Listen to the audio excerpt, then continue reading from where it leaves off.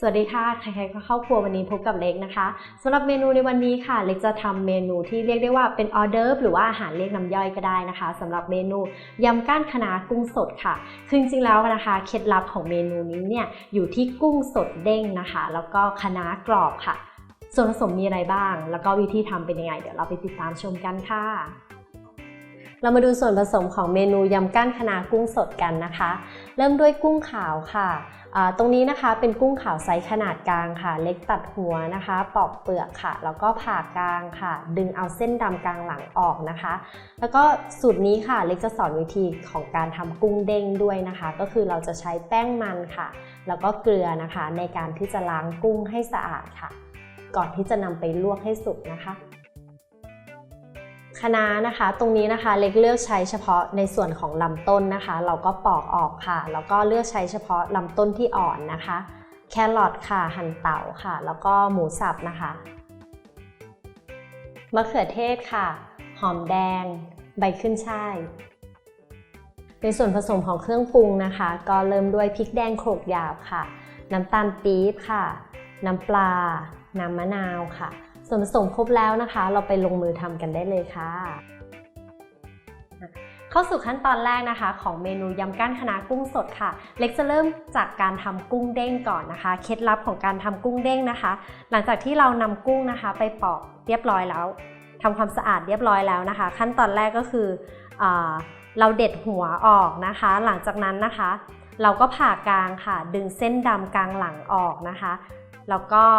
ปอกเปลือกกุ้งออกให้หมดค่ะล้างทำความสะอาดด้วยน้ำสะอาดก่อนนะคะสัก 3-4 น้ำค่ะจนกุ้งเนี่ยไม่มีกลิ่นคาวแล้วนะคะหลังจากนั้นเนี่ยเราก็จะมาเข้าสู่ขั้นตอนของการทำกุ้งเด้งค่ะซึ่งขั้นตอนของการทำกุ้งเด้งนะคะไม่ยากเลยค่ะก็คือหลังจากที่เราทำความสะอาดกุ้งเรียบร้อยแล้วนะคะเราเตรียมแป้งมันกับเกลือไว้ค่ะ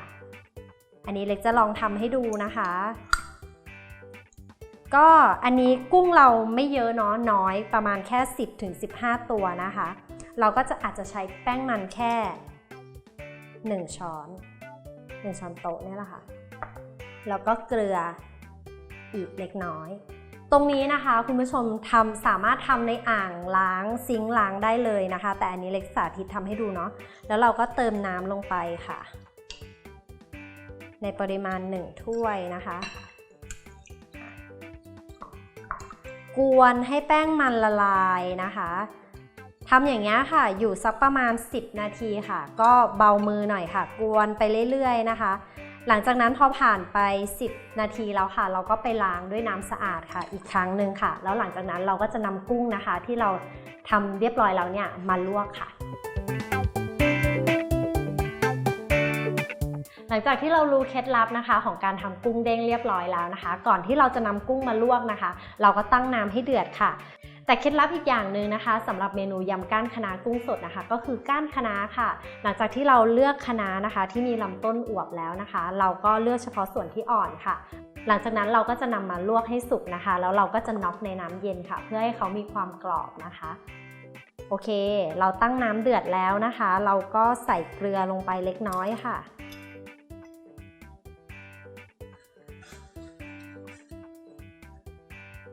หลังจากนั้นนะคะน้ำเดือดแล้วเราก็ใส่ก้านคะน้าลงไปเลยค่ะคือคะน้าประมาณสัก 6-7 ต้นเนี่ยให้ก้านแค่ประมาณ1 ถ้วยนะคะเลือกเฉพาะก้านที่อ่อนนะคะ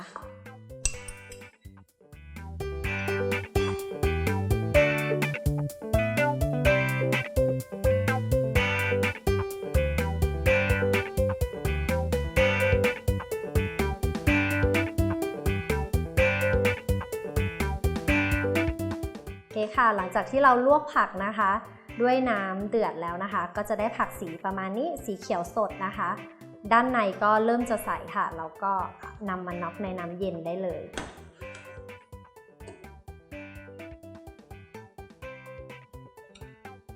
เคล็ดลับนี้ก็จะทำให้ก้านคะน้าเราไม่ขมด้วยนะคะ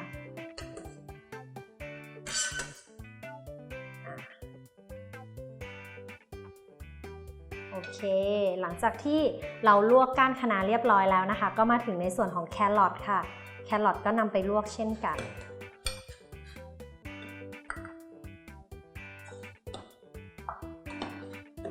แค แครอทก็รอให้สีใสก่อนค่ะก็ตักขึ้นพร้อมกันโอเคค่ะหลังจากที่แครอทนะคะเป็นสีใสแล้วเนาะเราก็นำขึ้นมาพักไว้ได้เลยตรงนี้นะคะหลังจากที่เราลวกในส่วนของผักเรียบร้อยแล้วเราก็จะมาลวกในส่วนของเนื้อสัตว์ค่ะเนื้อสัตว์ก็เริ่มจากกุ้งนะคะก็กุ้งเด้งที่เราล้างแป้งมันออกจนหมดแล้วนะคะเราก็จะนำมาลวกต่อไปเลยค่ะใช้หม้อเดียวกันนี่แหละพอกุ้งเปลี่ยนสีนะคะเราก็ตักขึ้นพักไว้ค่ะโอเคนี่แหละค่ะกุ้งเนาะเราก็พักไว้สุกแล้ว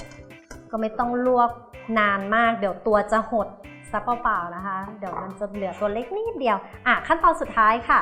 ลวกหมูสับนะคะเราจะใส่หมูสับลงไปด้วย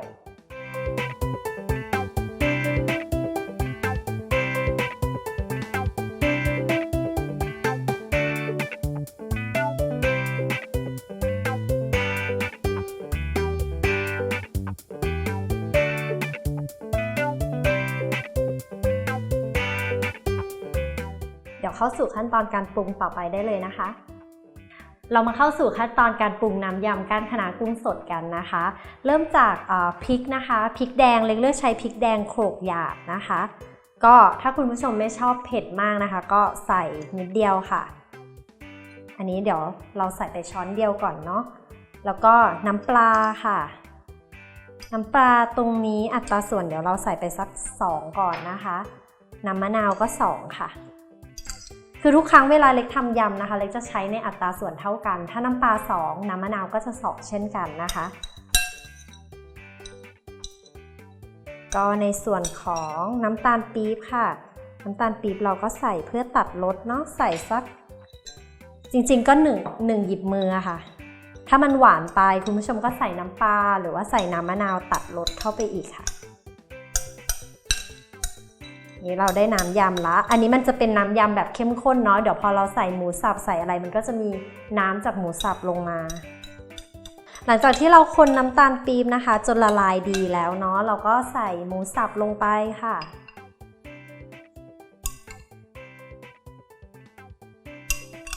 หมูสับเราใส่เพื่อแบบเพิ่มความนัวความมันเนาะเวลา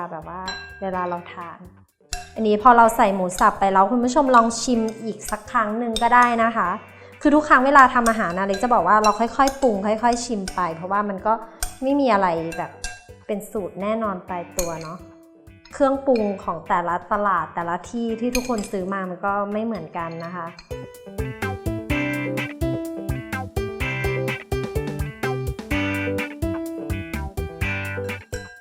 โอเคเดี๋ยวเราใส่หอมแดงนะคะมะเขือเทศตรงนี้เล็กจะเอาไส้ออกนะคะจะไม่ใส่ไส้แล้วก็พระเอกของเราก็คือก้านคะน้าค่ะที่เราน็อกเรียบร้อยแล้วนะคะกับแครอทนี่ใส่ไปได้เลย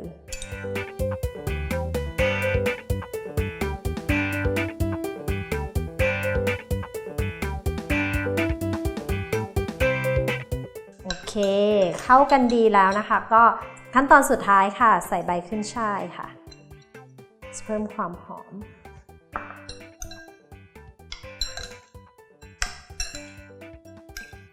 พร้อมเสิร์ฟแล้วค่ะสำหรับเมนูยำก้านคะน้ากุ้งสดค่ะ